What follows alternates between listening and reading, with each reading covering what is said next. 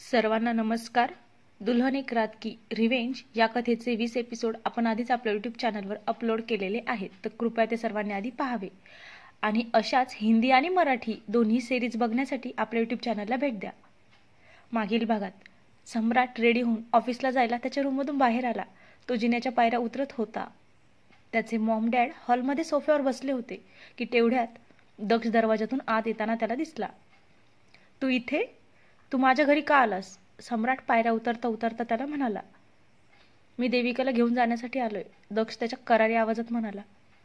दक्षला त्याच्या घरात बघून मधुकरराव आणि ललिता काकू सुद्धा सोफ्यावर उठून उभा झाले. तुला काय वाटतं, तू देविकाला इथून घेऊन जाऊ शकतो, तेही आमच्या मर्जीशिवाय? सम्राट म्हणाला. माझ्या देविकाला घेऊन जाण्यासाठी मला तुझ्या मर्जीची काहीही गरज नाही, समजलं? दक्ष त्याच्या धारदार आवाजात पुन्हा म्हणाला की तेवढ्यात देविका तिच्या रूममधून बाहेर आली आणि तिने दक्षला तिथे पाहिलं. दक्ष इथे? ती पटकन खाली आली.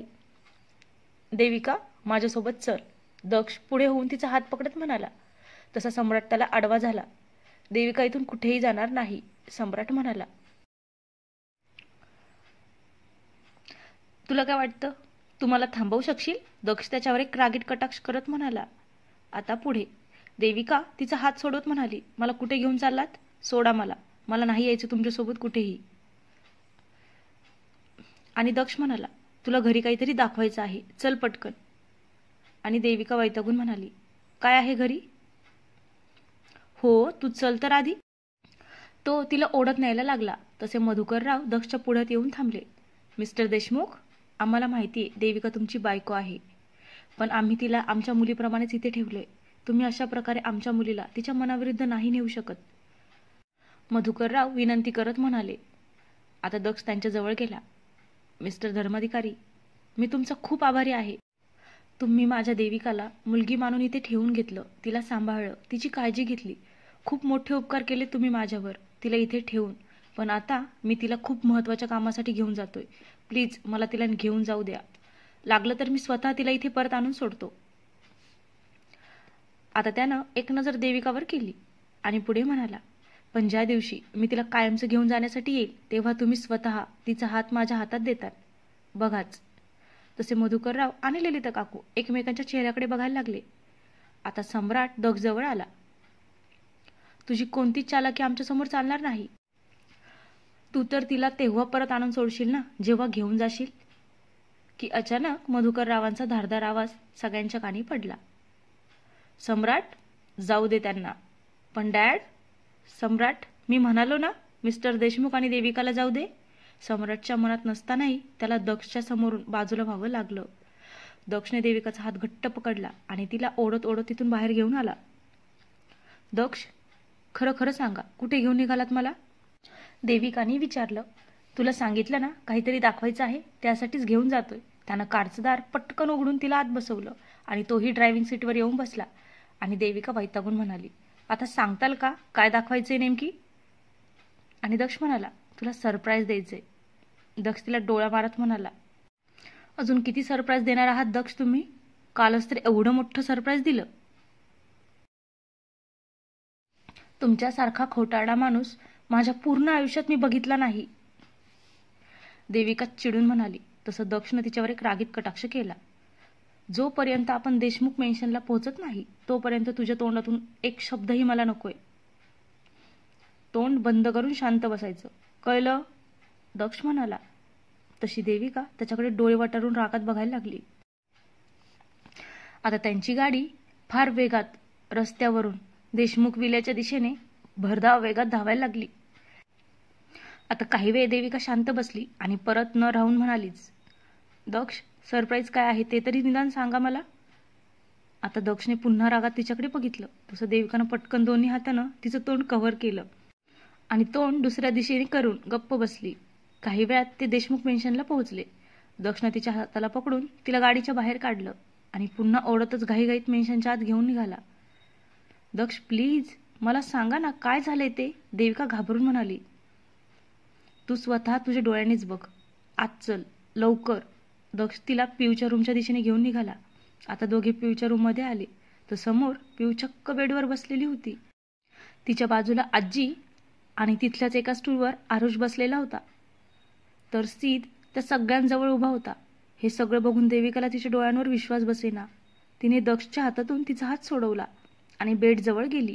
ती चकित होऊन सगळ्यांकडे बघायला लागली आणि प्रियंकाने देविकाकडे बघून एक स्माईल केली आणि ती स्वतःच्या पायावर उठून उभा राहिली.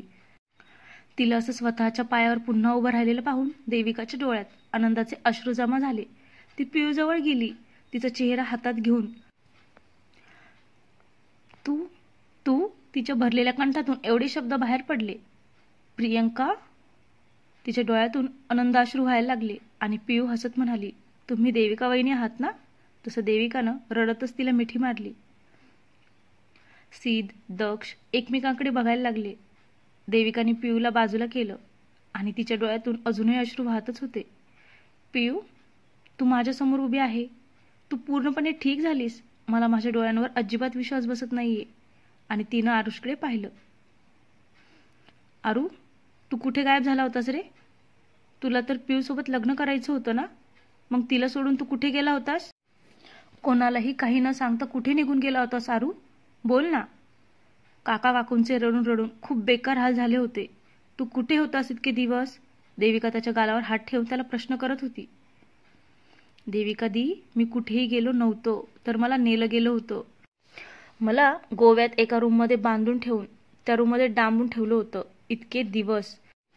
दक्ष भाऊजी वेळेवर आले नसते तर त्या लोकांनी माझ्यासोबत काय केलं असतं ते देवच जाणे, आरुष म्हणाला. आणि हे ऐकून देविकानं फार चकित होऊन दक्षकडे पाहिलं. काय, तुला ह्यांनी वाचवलं? तुझं डोकं ठिकाणावर आहे ना? डोक्याला कुठे मारबीर तर नाही बसला ना की तू डोक्यावर पडला आहेस? अरे, ह्यांना फक्त लोकांना फसवता येतं, खोटे वादे करता येतात आणि नंतर त्या वाद्यांना तोडायला ह्यांना खूप आवडतं. याशिवाय दुसरं काहीच ह्यांना जमत नाही. आरू, तुझा ना बोलण्यात नाही तर ऐकण्यात नक्कीच काहीतरी चूक झाली आहे. ह्यांना फक्त लोकांना फसवता येतं, फसवता. देविका एक रागीत कटाक्ष दक्षकडे टाकत म्हणाली आणि दक्ष वैतागून म्हणाला, देविका, तुम भी अजीब लड़की हो यार. मैंने एंड मोमेंट पे तुम्हारे भाई को बचाया है, फसाया नहीं. तुम्हें मुझे थँक्स कहना चाहिए. हा देविका दी, भाऊजी म्हणतात ते खरं आहे. त्यांनीच मला वाचवलं. मला एका अंधाऱ्या खोलीत डांबून ठेवलं होतं. आरुष सुद्धा दक्षच्या बोलण्याला दुजोरा देत म्हणाला. पण मला कळत नाही आरू, तू गोव्याला कशासाठी गेला होतास रे? तशी प्रियंका म्हणाली, वहिनी थांबा, मी सगळं सांगते तुम्हाला. तुम्हाला तर माहिती आहे ना, माझ्या लग्नाच्या आदल्या दिवशी मी आरूला भेटायला गेलते. मी त्याला भेटले तेव्हा आम्ही दोघांनी इथून पळून जाण्याचा निर्णय घेतला होता. मला चांगलंच आठवतंय, मी आरूला म्हणाले होते, आपण इथून जाण्याआधी एकदा दक्षदादाला भेटायचं. फ्लॅशबॅक. प्लीज फक्त एकदा आपण त्याला भेटूया का? आणि आरुष म्हणाला, पियू, अगं तुला आत्ता तुझ्या दादाला भेटायचे? हो आरू, प्लीज ना. आता हे शहर आपण सोडून जात आहोत तर शेवटचं एक वेळेस दादाला भेटते ना.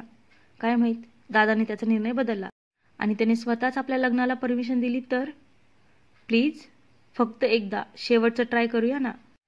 पियू आरुषला रिक्वेस्ट करत म्हणत होती. प्रियंका, तुला भेटायचं असेल तर तू तुझ्या आजीला भेट. मला तुझ्या त्या आकडू भावाची भीती वाटते, आरुष म्हणाला. तशी प्रियंका हसली आणि पुढे म्हणाली, काय, तू माझ्या भावाला इतका घाबरतोस? नाही, घाबरत नाही ग पिंकू, पण थोडी भीती वाटतेच ना. मी काय म्हणतो, तू तुझ्या आजीलाच भेट. नाही आरू, आता घरात खूप सारे पाहुणे आहेत, म्हणजे खूप सारे प्रश्न, आणि या सगळ्या प्रश्नांची उत्तर देण्याची आता तरी माझ्यात हिंमत नाहीये बाबा. आणि सध्या मी त्या सगळ्यांना फेसही नाही करू शकत. तू चल ना, आपण ऑफिसला जाऊया, दादाला भेटू. आणि आरुष म्हणाला, पण त्यानं परत नकार दिला आणि तुला तिथेच ठेवून घेतलं तर? आरुष त्याच्या मनातील शंका तिला बोलून दाखवत म्हणाला, आरू, अरे असं काहीच नाही होणार. माझा दादा माझ्यावर खूप प्रेम करतो. ते यावेळेस नक्कीच आपल्या लग्नासाठी तयार होतील. आपल्याला पळून जाण्याची गरज पण पडणार नाही. बघच तू, प्रियंका कॉन्फिडन्सने म्हणाली. पिंकू, अगं इतक्या दिवसात तयार नाही झाला तुझा तो भाऊ, मग आता कसं काय तयार होईल? तेही ऐन टायमाला. तरी पण तू म्हणतेस तर ठीक आहे, आपण शेवटचा एक प्रयत्न करून बघू. चल, आता दोघेही आरुषच्या गाडीवर बसून दक्षच्या ऑफिसला गेले. प्रियांका ऑफिसच्या आत आली. मेन केबिनच्या आत पाहिलं तर स्थित बसलेला होता. अरे पियू, तू इथे? उद्या तुझं लग्न आहे आणि तू इथे काय करतीस? सिद्धार्थनं तिला विचारलं. हा सिद्धार्थ दादा, मी इथे दादाला भेटायला आलते. दादा कुठे आहे? आणि सिद्धार्थ म्हणाला, अगं तो आपल्या जुन्या फॅक्टरीत गेलाय. ती आपली जुनी पडलेली फॅक्टरी आहे ना, तिथे थोडं काम आहे. ओके दादा, मग मी त्याला तिथेच भेटते, प्रियांका म्हणाली आणि तिथून निघाली. आता आरुष आणि पियू त्या बंद पडलेल्या फॅक्टरीजवळ येऊन पोहोचले. ती फॅक्टरी एकदम सुनसान होती. तिथे एक गार्ड होता जो फॅक्टरीची देखरेख करायचा. त्यानं प्रियांकाला पाहून त्या दोघांना न अडवता आत जाऊ दिलं. आणि आरुष म्हणाला, पियू, अगं इथे कोणीच दिसत नाही. तुझा दादा इथे आला नसेल, एखाद्या वेळेस तो दुसऱ्याच कुठल्या तरी फॅक्टरीत गेला असेल. आणि प्रियांका म्हणाली, अरे पण सिद्धार्थ दादाने आपल्याला ह्याच फॅक्टरीचं नाव सांगितलं ना, मग दादा इथे नक्कीच आला असेल. चल आपण आत जाऊन बघू. तसे दोघेही फॅक्टरीच्या आत चालत चालत जात होते की अचानक त्यांच्या कानावर कोणाच्या तरी जोर जोरात बोलण्याचा आवाज पडला. तसे दोघेही चकित झाले आणि गुपचूप एका कोपऱ्यात जाऊन सगळं ऐकायला लागले. तर प्रारंभ त्याच्या माणसांवर ओरडत होता, नालायकांनो, पटापटा हात चालवा, लवकर सगळं पॅक करा. आणि प्रियांका आरुषला म्हणाली, अरे पण हे कसल्या मालाविषयी बोलत आहे आणि कसली पॅकिंग सुरू आहे इथे? आणि आरुष म्हणाला, माहिती नाही, पण बघू आपण, म्हणजे कळेल. आता प्रारंभचा खास माणूस राणा, म्हणजेच त्याचा उजवा हात असलेला तो माणूस म्हणाला, खरंच तो दक्ष मूर्ख आहे. जितना बड़ा आदमी उतना बड़ा बेवकूफ. उसे आज तक ये भी पता नहीं चला कि हम ये सब काम उसी के नाम से करते हैं, वो भी उसी के फॅक्टरी में. आणि राणा पुढे पुन्हा हसत म्हणाला, बिचारा एकटा तरी किती फॅक्टरी आणि किती ऑफिसवर लक्ष देणार? त्यांनी त्याची जबाबदारी आपल्या बॉसवर सोपवली आणि आपल्या बॉसला बघा, ते किती चांगल्या प्रकारे त्याने दिलेली जबाबदारी सांभाळत आहेत. राणा म्हणाला. तसे सगळे मोठमोठ्याने हसायला लागले की त्यातील एकाची नजर प्रियांका आणि आरुषवर गेली. बॉस, ते बघा तिकडे कोणीतरी आहे, तो माणूस म्हणाला. तसे सगळे त्यांना दाखवलेल्या दिशेला बघायला लागले. तसा आरुष ओरडला, पियू पळ. आता दोघेही बाहेरच्या दिशेने पळायला लागले. दोघेही जीव लावून पळत होते आणि ते गेट जवळ येऊन पोहोचले की अचानक समोरून एक माणूस हातात बंदूक घेऊन गेटच्या आत आला. आरुष, पियू दुसऱ्या दिशेला पळायला झाले, पण दुसरीकडून त्यांना पकडण्यासाठी घेरण्यात आलं. प्रियांका आरुष एकमेकांच्या तोंडाकडे बघायला लागले. फारच वाईट पद्धतीने दोघेही फसले होते की तेवढ्यात प्रारंभ जफरच्या गरजण्याचा आवाज आला. कोण आहेत हे मुलं? आत कसे काय आले? जफरभाईंनी प्रारंभला विचारलं. तसं प्रारंभनं रागात चिडून गेटवरच्या गार्डकडे पाहिलं. साल्या, तू ह्यांना आत का सोडलं? तुला आधी सांगितलं होतं ना कोणालाच आत सोडायचं नाही म्हणून, मग ह्यांना आत का सोडलं? प्रारंभ गेटवरील गार्डच्या अंगावर धावून जात म्हणाला, साहेब, ती मोठ्या साहेबांची बहीण आहे, त्यामुळे मी तिला नाही थांबवलं. तो माणूस घाबरत घाबरत म्हणाला. प्रारंभने एक जोरदार त्याच्या कानाखाली मारली. साल्या, मग एक फोन करून आत कळवायचं ना आधी. तुला 1000 वेळा सांगितलं, असं कोणालाही आत सोडत जाऊ नकोस. या कामात लापरवाही करून चालत नाही. पण तुझ्या डोक्यात काही घुसतच नाही, प्रारंभ म्हणाला. आणि त्याने फार निर्दयी आणि क्रूरपणे त्या गार्डच्या डोक्यात गोळी घातली. तशी प्रियांकाच्या तोंडून एक मोठी किंकाळी बाहेर पडली. आरुष हैराण होऊन हे सगळं बघत होता. भीतीने त्याचा घसा कोरडा पडला. आता ह्या दोघांचं काय करायचं? प्रारंभने जफरभाईला विचारलं. मार दे इनको भी, जफरभाई म्हणाला. आणि हे ऐकून प्रियांका आणि आरुष खूप खूप घाबरले. प्रियांकाच्या डोक्यावर एका माणसानं बंदूक ताणून धरली होती, तर दुसऱ्यानं आरुषवर. दोघेही एकमेकांजवळच उभे होते. सगळे बोलण्यात गुंग आहेत याचा फायदा घेऊन आरुषने प्रियांकावर बंदूक ताणून धरलेल्या माणसाला जोरात धक्का दिला.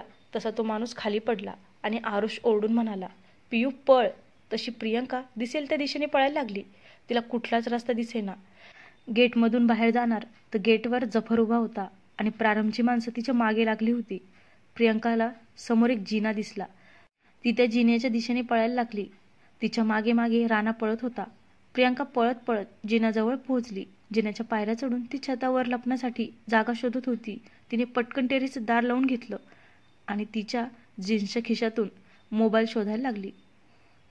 खूप मुश्किलीने थरथरत्या हातानं तिने तिचा मोबाईल बाहेर काढला आणि ती दक्षला फोन लावणार की त्याआधीच राणा टेरेसच्या दरवाजापाशी येऊन पोहोचला होता.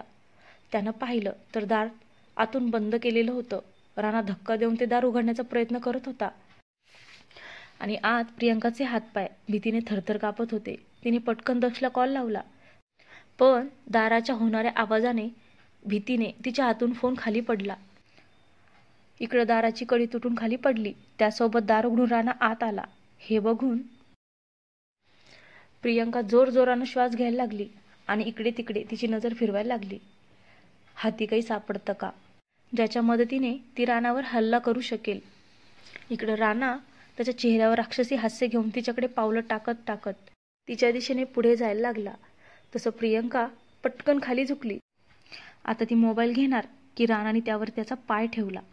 त्याने फोन उचलून पाहिलं तर दक्ष दादा त्यावर नाव शो होत होतं आणि राणा हसत म्हणाला, आज तुला तुझा दक्ष दादा सुद्धा वाचवू शकत नाही. आज आत्ता इथे दक्ष देशमुखच्या एकुलत्या एक बहिणीसोबत काय काय आणि कसं कसं होईल, राणा म्हणाला आणि मोठमोठ्यानं हसत तिच्या दिशेने पावलं टाकायला लागला. माझा दादा तुम्हाला कोणाला सोडणार नाही, प्रियंका रागात म्हणाली. अगं तो तेव्हा सोडेल ना जेव्हा आम्हाला पकडेल, राणा परत राक्षसी हास्य करत म्हणाला.